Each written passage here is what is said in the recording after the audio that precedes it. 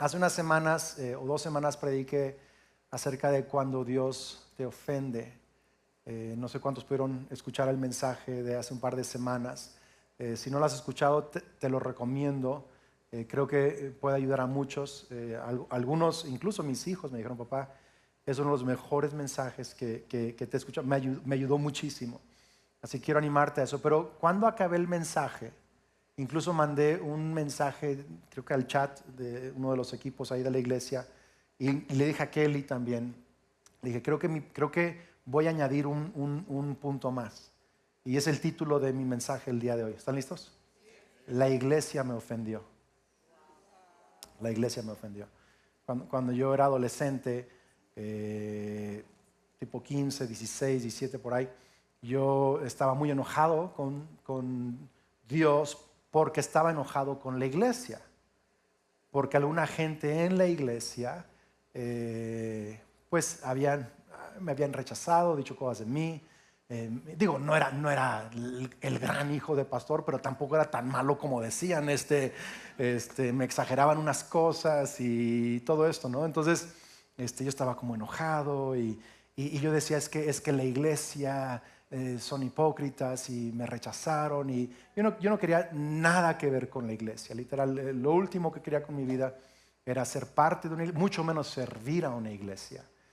A los 18 años, una noche, en mi habitación, Dios me visitó. Es una experiencia que después tendré más tiempo de contarles, algunos ya la conocen, pero fue un encuentro con Dios muy, muy fuerte. Como cuando Pablo iba en camino a Damasco y Dios lo interrumpe, así yo sentí como que Dios me interrumpió en mi vida. Y tuve un encuentro con Dios tan fuerte, yo no podía dejar de llorar en su presencia. Yo sabía que era Dios. Y me acuerdo que le dije claramente en ese encuentro, dije: Dios, está bien, te voy a seguir, te voy a servir, pero no quiero ser parte de la iglesia. Y claramente escuché la voz del Espíritu Santo que me decía: Andrés, pero reconciliarte conmigo es también reconciliarte con mi iglesia. Servirme a mí es servir a mi iglesia. Recuerdo que una vez le dije a mi pastor: a mí me gusta el ministerio, pero la gente es muy rara. La gente me dijo: te tengo una noticia, Andrés, ministerio es gente. ¿Sí? Entonces, amar a Dios, servir a Dios, tiene que ver también con reconciliarnos con la iglesia. A Dios le interesa no solo qué piensas de Él, sino a Dios le interesa qué tanta paz tienes con su iglesia, con su cuerpo. Amén. Y aunque no lo diga, es la verdad. Está en la Biblia. Okay, pero quiero pasar con un pasaje en Colosenses 3:12. Dice: dado que Dios los eligió para que sean su pueblo santo y amado por Él. Fíjate, pueblo ¿qué? Santo y amado por Él. Ustedes tienen que vestirse de tierna compasión, bondad, humildad, gentileza y paz. Este es el fashion del cristiano. Aquí están, esos son los outfits del cristiano. Este es el top 5, es eso, ¿ok? Luego dice: sean comprensivos con las faltas de los demás. Y ¿qué más dice ahí? Perdonen a todo el que los ofenda. No al que quieres perdonar, no al que se te hizo pasable su ofensa, sino a todo el que te ofenda. Y dice: recuerden que el Señor los perdonó a ustedes. Pregunta: ¿de cuántas cosas te ha perdonado Dios a ti? Ni te acuerdas, hasta cosas hasta que ni sabías que hiciste mal, ¿no? Dios te perdonó, ¿sí? Entonces ustedes también deben, dice, perdonar a otros. No dice les sugiero que perdonen a otros, dice deben, es un mandato, está un mandato a otros. Verso 14: sobre todo, vístanse de amor, lo cual nos une a todos ¿en qué? Perfecta armonía. Ahí está la palabra otra vez que hemos estado platicando, armonía. Entonces a Dios le interesa la armonía no solo con Él, con tu familia, con la iglesia. Verso 15: y que la paz que viene de Cristo gobierne en sus corazones, pues como miembros de un mismo cuerpo, ustedes son llamados a vivir en paz y sean siempre agradecidos. Quiero comenzar diciendo esto, puedes anotarlo. La iglesia que es santa y amada por Dios es también imperfecta. Es también imperfecta. Esta es una tensión con la que la iglesia tendremos que vivir hasta que Cristo regrese. Porque estamos escuchando el pasaje ¿no? Que dice: ustedes son llamados a ser el pueblo santo, amado por Dios. Vístanse de ternura, de paciencia, ¡ay, sí, la iglesia! Como que llega a la iglesia, todos son tan buena onda, tan amorosos, ¡wow! La iglesia santa. Y luego Pablo dice en el mismo pasaje, y sean comprensivos con las faltas de todos y perdonen quien los ofende. ¿Qué? En la enseñanza de la iglesia está diciendo que es santa, que es amada por Dios, que se vista de paciencia, y al mismo tiempo está diciendo que en esta iglesia santa y amada por Dios vas a encontrarte con que gente va a cometer faltas y te van a ofender. Y si vas a caminar en armonía con la iglesia y con Dios, tienes que hacerte experto en perdonar ofensas. Dile a tu vecino, voy a ser experto. Voy a ser experto porque tú me estás entrenando, ¿verdad? Y bueno, tenemos que ser los expertos en perdonar ofensas de otros. Es la única manera. Mi esposa y yo vamos a cumplir 25 años de casados el miércoles. Escuchen, no porque somos expertos esposo y esposa, sino porque somos expertos perdonadores. Hemos aprendido a perdonarnos. Porque te casas con alguien que es imperfecto. ¿Sí? Mi esposa es maravillosa, es amada, es santa, mujer de Dios y es imperfecta. ¿Sí? Yo también, ungido. Dejo que ella exprese lo demás, pero también imperfecto, ¿ok? Y como tal, si vamos a trabajar en armonía, tenemos que aprender a perdonarnos. Esta tensión que Pablo nos enseña, santa, amada, y tiene faltas y es imperfecta, y hay que perdonarnos. Qué increíble. Quiero animarte a esto. Aprende a decir, una persona me ofendió, en lugar de decir, la iglesia me ofendió. O Dios me ofendió. Porque es lo que hace el diablo. Alguien en la iglesia te ofende y luego decimos, la iglesia me ofendió. ¿Sabes por qué? Porque es más fácil rechazar una organización que perdonar a una persona. Y preferimos cerrar las puertas a la institución que es de Dios, no de hombres, en lugar de aprender a perdonar a alguien. Es más fácil decir, mi familia me rechazó. Clausúralo a todos. En lugar de perdonar a los miembros de la familia que te ofendieron. ¿Sí? ¿Tiene sentido esto o no? ¿Sí? Entonces aprendamos a cambiar nuestro lenguaje. Es más, diga conmigo, ya no voy a decir, la iglesia me ofendió. Ahora voy a decir, una persona me ofendió y voy a aprender a perdonar. Dele un aplauso al Señor, amén. Entonces, tengo 3 cosas rápidamente que decir. Primero, número 1, algunos cristianos van a pecar contra ti. Es la verdad. No solo van, porque algunos dicen, es que me vio feo. No fue un pecado, te vio feo. ¿Sí? Pero van a pecar contra ti significa, quizá van a hacer algo, ¿sí?, que realmente fue equivocado. Van a usar una palabra, una actitud que no fue correcta. Eso va a suceder, Mateo 18:19 dice, estas palabras de Jesús, otra vez les digo que si 2 de ustedes se ponen de acuerdo en la tierra acerca de cualquier cosa que pidan, les será hecha por mi Padre que está en los cielos. Qué gran pasaje, ¿no? Verso 20, porque donde 2 o 3 están congregados en mi nombre, ahí estoy yo en medio de ellos. Es las palabras de Jesús. Todo el mundo le deja ahí la lectura y no sigue con el verso que sigue. ¿Quieren ver el verso que sigue o no? Entonces Pedro se acercó y le dijo, Señor, ¿cuántas veces pecará mi hermano contra mí y yo lo perdonaré? ¿Hasta 7 veces? Jesús le dijo, no te digo hasta 7, sino hasta 70 veces 7. O sea, 70 a la 7ª potencia, casi el infinito. Quiero que veamos la conversación, ¿sale? Así, está Jesús con los discípulos y todo, y les dice, donde 2 o 3 de ustedes o más se congreguen en mi nombre, ahí estoy yo. Se ponen de acuerdo, contesto oraciones. Y el Pedro, oye, pero si peca contra mí 7 veces, ¿ya es el límite? ¿Lo corro, me voy? O sea, porque fíjate la enseñanza, le está diciendo, si juntos me buscan y si juntos me adoran, yo estoy entre ustedes y respondo a ustedes. Pero luego piensas, no, si estamos juntos nos vamos a ofender. Pedro ya se la sabe porque ya vivió con Juan, ya vivió con Judas, ya vivió con Simón, ya los conoce. Dice, entonces, ¿cuántas veces tengo que aguantarles los relajos? ¿7? Dice, no, 70 veces 7. Qué locura. Después de 25 años, yo sigo haciendo cosas que ofenden a mi esposa.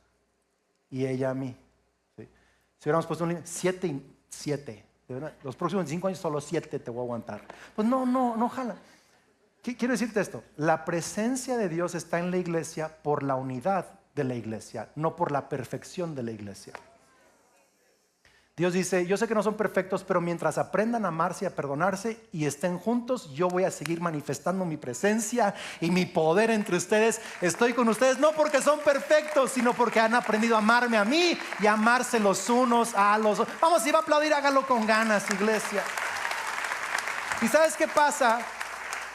Que algunas personas se desconectan de la presencia corporativa de Jesús porque no pueden perdonar una ofensa de alguien que está en ese grupo. Y déjame decirte, yo sé que podemos adorar a Cristo, yo y Cristo, pero hay cosas que Cristo no va a hacer en mí al menos que yo esté con otros creyentes. Hay peticiones de oración que Dios no me va a contestar al menos que me ponga de acuerdo con otro creyente. Hay cosas que Dios no va a manifestar en mi vida hasta que yo aprenda a estar en unidad con la iglesia de Cristo. ¿Por qué? Porque así lo diseñó Dios. Hay veces que yo no quiero venir a la iglesia. Hay veces que estoy frustrado con algunos de ustedes. De otra reunión, aquí no, ¿verdad?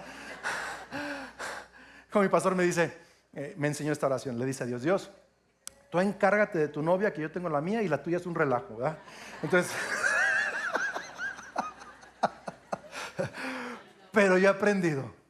Aquí hay cosas que yo en mi caminata de oración en la mañana recibo.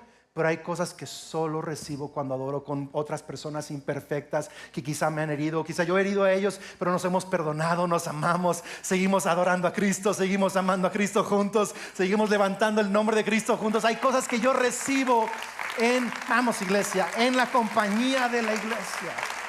No permitas que la ofensa de alguien te separe de la presencia manifiesta corporativa de Cristo Jesús.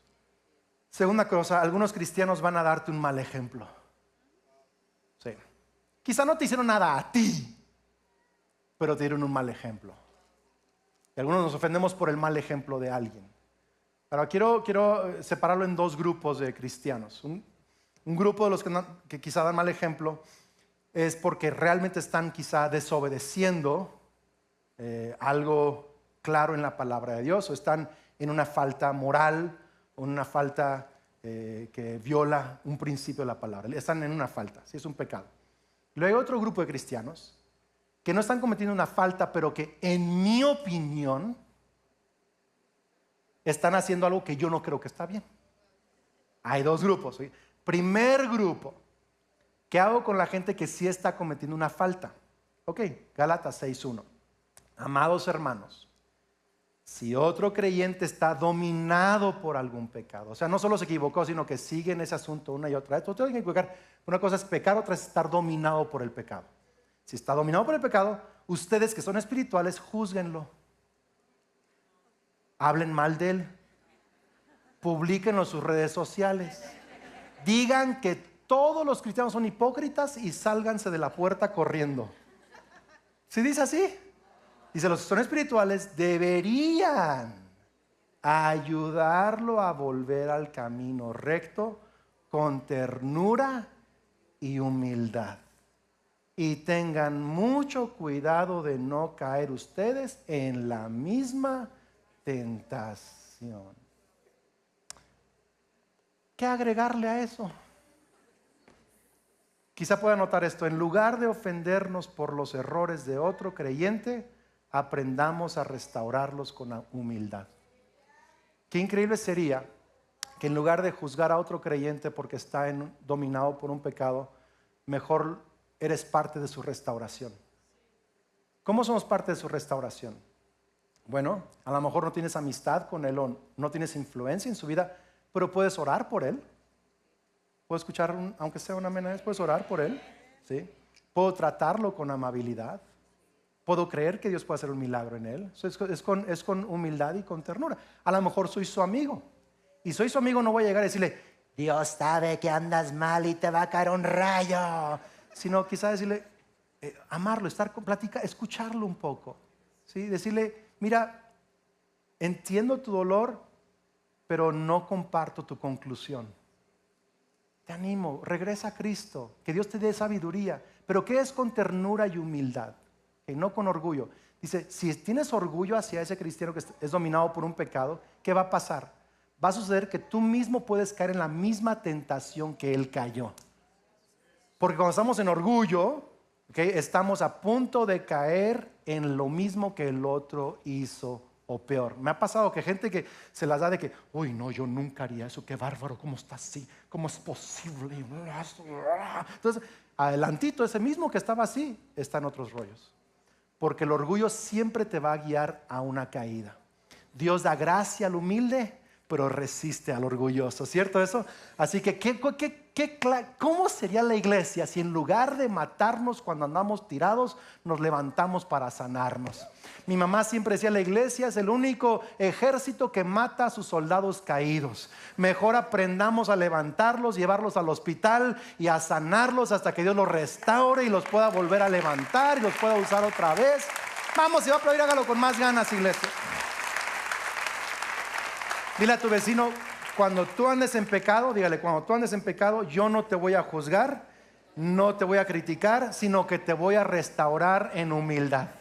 Qué tremendo eso, ¿verdad? Qué maravilla. Ahora, el otro grupo de gente, quizás no es una falta clara de la palabra, pero en mi opinión no anda bien. Romanos 14:1 dice, acepten a los creyentes que son débiles en la fe. Y no discutan acerca de lo que ellos consideran bueno o malo. Ya se acabaron la mitad de sus conversaciones. Así con eso.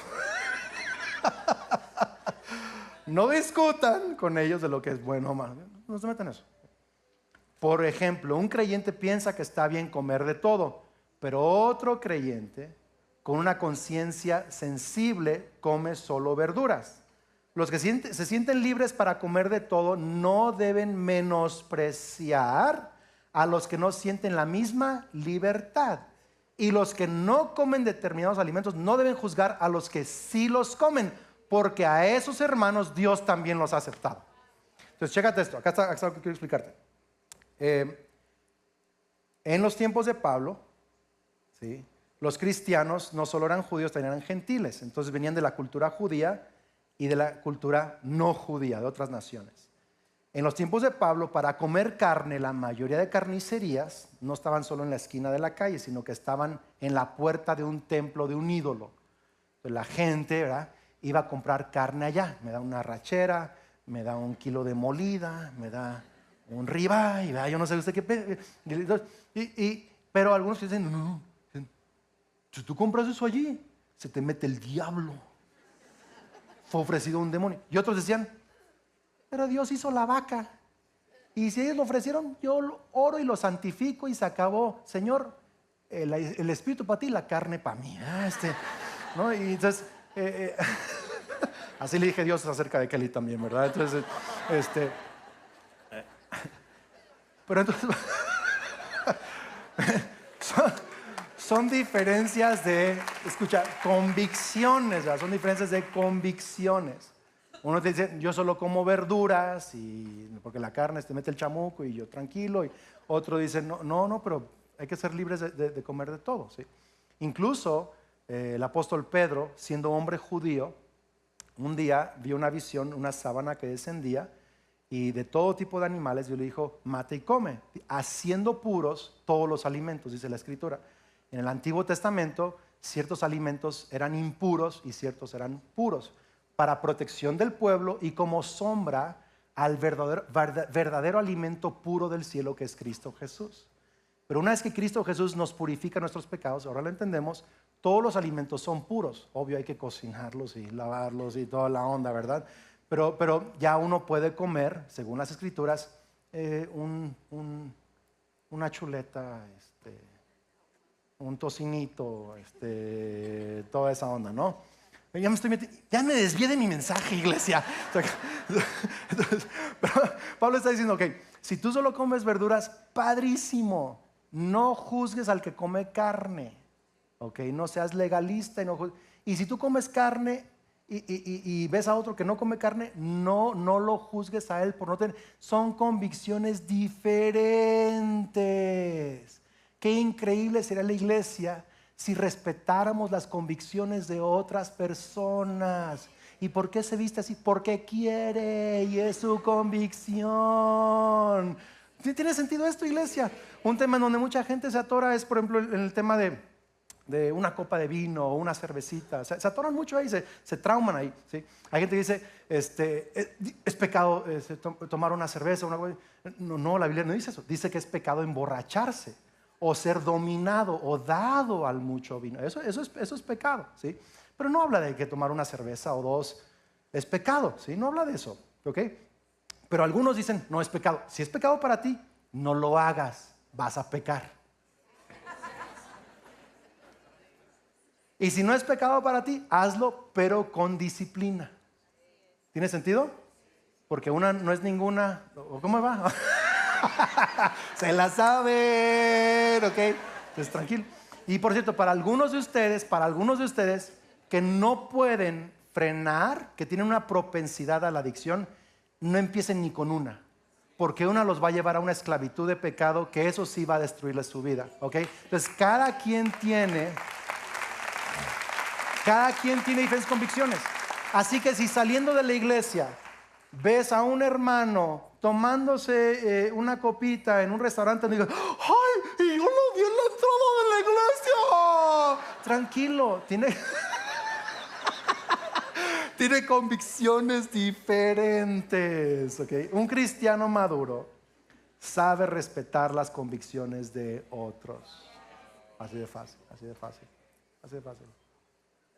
Sabe respetar las convicciones de otros, ¿ok?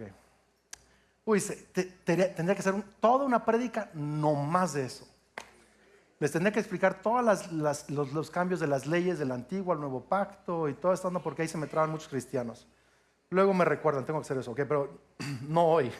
Número 3, algunos líderes cristianos te van a fallar. Sí, entonces, hace varios años estaba yo en un consejo de ancianos, una mesa directiva. He tenido el privilegio de servir y aún lo hago en algunos consejos de ancianos, mesas directivas a nivel nacional e internacional y también de nuestra iglesia, obviamente. He servido con hombres más jóvenes que yo, hombres y mujeres mayores que yo, 60, 70, 80. Me ha tocado ver algunas cosas. En una ocasión, en una decisión que se tomó, yo sentí que no fue lo más correcto. Sentí que había algo de orgullo y como que causamos algunos problemas ahí en la organización. Es en otra organización de la que soy parte. Estaba muy frustrado porque algunos de los líderes que me habían enseñado por años, ¿verdad?, la palabra de Dios, ahora de pronto yo estoy viendo algo que a mi parecer pues no representa la humildad de Cristo, ¿no? Y yo estaba un poco frustrado. Me acuerdo que le dije a mi pastor, porque mi pastor también es parte del mismo grupo, le dije, ¿cómo sigues aquí después de tantos años con esta gente? Me dijo, Andrés, no hay líderes perfectos, pero hay seguridad en estar en unidad. Estar en unidad. Y cuando uno de nosotros cae, el otro lo levanta y hemos restaurado a gente y estamos juntos. Nadie es perfecto aquí. No estoy de acuerdo con la decisión, pero ser parte de un equipo significa que a veces no vas a estar de acuerdo con la decisión. Así me explico. Entonces, mi papá y yo hemos sido parte de este grupo. En México está la Alianza Vida Abundante, que es un grupo de iglesias de la cual soy parte. Más Vida tiene un consejo también de ancianos, un consejo directivo. Hay toda una autoridad eclesiástica y todo esto. Y es importante, no va a haber nada perfecto, pero es importante entender que tenemos que caminar en unidad. Ahora, aún en eso, va a haber líderes que te van a fallar. Líderes que te van a fallar. ¿Qué hacemos con esto? Bueno, primero te digo esto, no permitas que las faltas de un líder cambie tu percepción de quién es Dios. No lo permitas. Dios no cambia. Líderes pueden cambiar y fallar, pero Dios no cambia. Él sigue siendo bueno, Él sigue siendo tierno, Él sigue siendo humilde, sigue siendo perfecto, sigue siendo justo, sigue siendo bondadoso.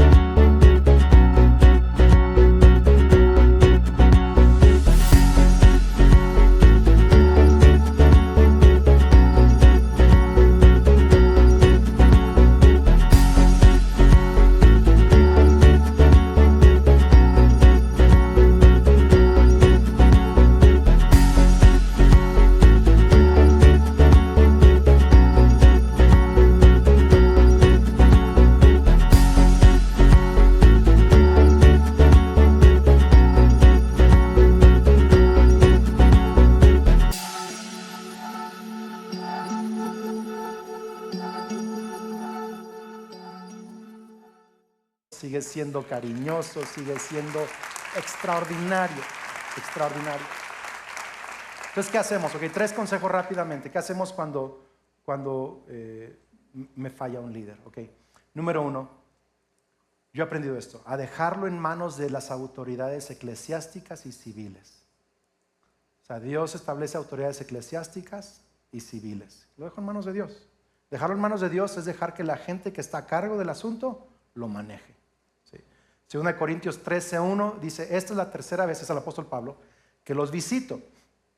Y como dicen las escrituras, los hechos de cada caso, fíjate, ya está usando un lenguaje legal, de cada caso, deben ser establecidos por el testimonio de 2 o 3 testigos. Habla de un caso, no creas cualquier acusación. Ya puse sobre aviso a los que andaban en pecado cuando estuve ahí durante mi segunda visita. Ahora les advierto de nuevo que a ellos y a todos los demás, tal como lo hice antes, que la próxima vez no tendré compasión de ellos. Pablo dice, ya vi algunos de estos casos, les di un proceso de restauración, algunos de ellos no lo han seguido, ahora ya va a haber consecuencias a estas cosas. Entonces Pablo está en un caso casi como legal, ¿sí lo veo o no? A mí me ha tocado, siendo parte del Consejo de Más Vida y de otras organizaciones, me ha tocado que tenemos que intervenir cuando está la falla de un pastor o de un líder, ¿sí?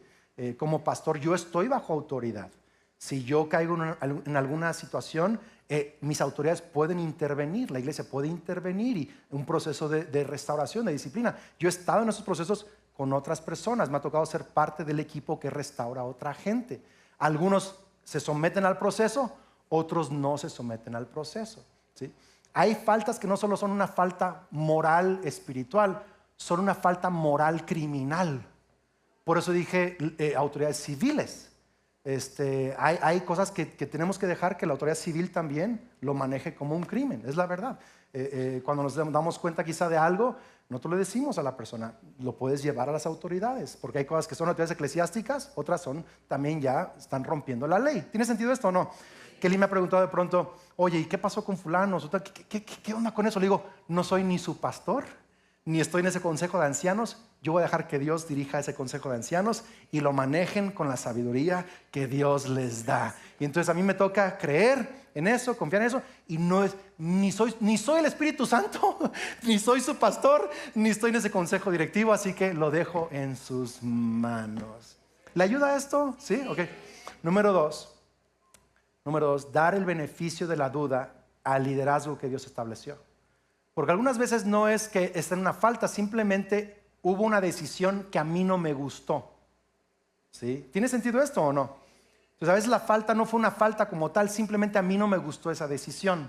Por ejemplo, Mateo 26:7 dice, mientras comía, entró una mujer con un hermoso frasco de alabastro que contenía un perfume costoso y lo derramó sobre la cabeza de Jesús. Los discípulos se indignaron al ver esto. ¡Qué desperdicio!, dijeron. Podría haberse vendido a un alto precio y el dinero dado a los pobres.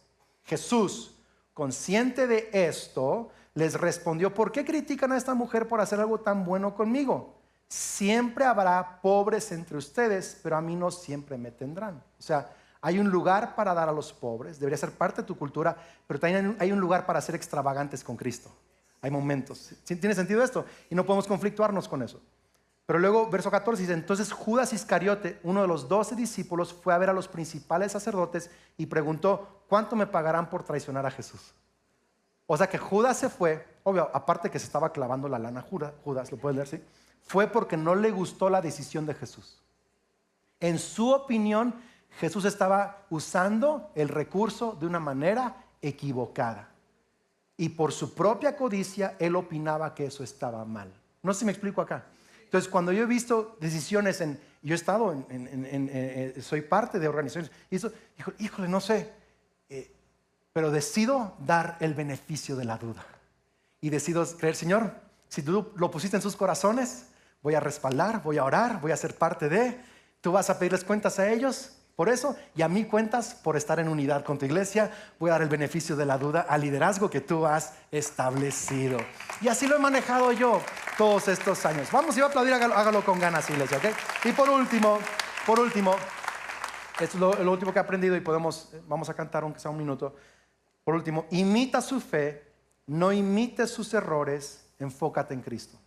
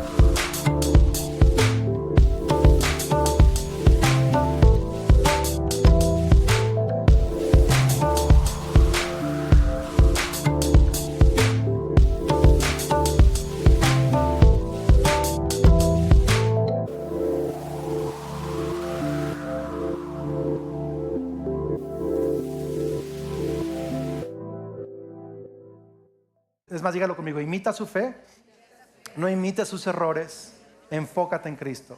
Hebreos 13:7. Acuérdense de sus dirigentes que les hablaron la palabra de Dios. considerando el éxito de su manera de vivir. ¿Qué dice allí? ¿Qué dice allí? Imiten su fe. Luego dice, Jesucristo es el mismo ayer, hoy y por los siglos. Y verso 9, escucha bien. No sean desviados por diversas y extrañas doctrinas. Quiero que hagas esos tres principios juntos trabajando en este verso. Por un lado, los que te han enseñado la palabra de Dios, quizá en diferentes partes de tu peregrinaje en Cristo, te han enseñado, mira en dónde han tenido éxito en la fe, imita eso. El verso 9 dice, no caigas en diversas y extrañas doctrinas, no imites sus errores. Y luego al centro, Jesucristo es el mismo ayer, hoy y por los siglos. El autor de Hebreos, genio el que le escribió eso, genio, porque dice, mira, imita su fe. El único que no te va a fallar es Jesús. Vas a verles éxitos, imítales la fe en eso. Pero el único que no te va a fallar es Jesús. Y luego cuando veas que hay extrañas o diversas doctrinas, no caigas en eso. Imita su fe, no imites sus errores y enfócate en Cristo Jesús, que es el mismo ayer, hoy y por los siglos. Vamos, si tú lo crees, dale más fuertes aplausos al Señor. Vamos, iglesia. ¿Por qué no nos ponemos de pie? ¿Les ayuda esto? Imita su fe, no imite sus errores. Enfócate en Cristo. Cierra tus ojos. Yo sé que fue un poco denso para un domingo en la mañana, pero creo que Dios nos está hablando. Cierra tus ojos. Si quieres abrir tus manos al cielo,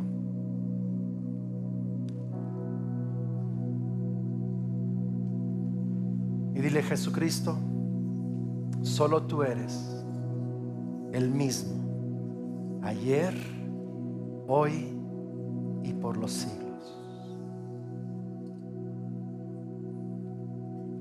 Ven, Espíritu Santo. Vamos, díselo, ven, Espíritu Santo. Abre mis ojos a Cristo, el que no cambia, el que es santo, el que es perfecto. Señor, ayúdanos a entender que para caminar en armonía contigo, tenemos que aprender a caminar en armonía con la iglesia, a perdonarnos unos a otros, amarnos unos a otros. Enséñanos a imitar la fe de los líderes, no imitar sus errores y mantener nuestros ojos en Cristo. Enséñanos, y que podamos ser un cuadro hermoso aquí en la tierra de lo que significa al mismo tiempo ser santo y amado y también imperfecto, y cómo nos amamos aún en nuestras imperfecciones. Que seamos una iglesia así, que muestra el amor y la misericordia de Cristo unos a otros, en el nombre de Cristo Jesús. Amén y amén. ¿Cantamos esto juntos, iglesia?